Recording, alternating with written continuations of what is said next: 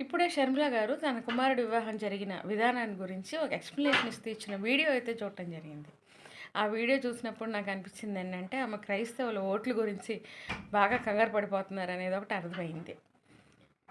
మీ husband ఒక pastor గారు.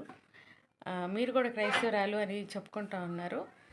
అయితే మీ కుమారుడి వివాహం జరిగిన విధానం north Indian culture, south Indian culture, ఆ కల్చర్, ఈ కల్చర్ అన్ని కల్చర్స్ కలిపి ఒక వివాహం అయితే జరిగిచ్చారు.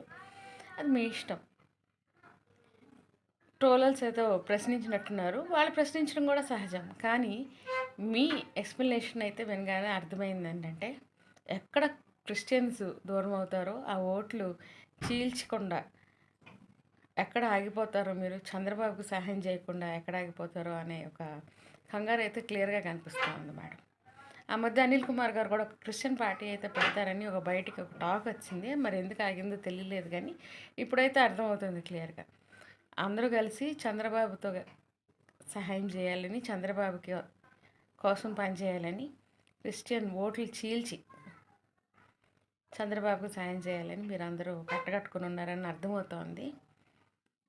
రాజకీయాల్లో ఉన్నప్పుడు అన్ని కులాలని, అన్ని మతాలని గౌరవించడం మంచి తత్వం అది.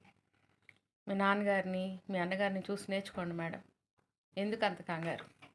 అంత ఎక్స్‌ప్లనేషన్ ఇవ్వాల్సిన అవసరం ఏముంది?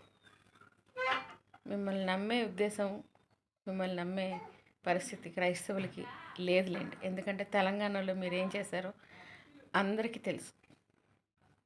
మిమ్మల్ని నమ్మొచ్చిన క్రైస్తవులు, వాళ్ళ కుటుంబాలు ఎంతగా నష్టపోయాయో, జీవితాలనే పోగొట్టుకున్నాయో అందరికీ తెలుసు. కొంచెం కంగారు తగ్గించుకోండి మేడం.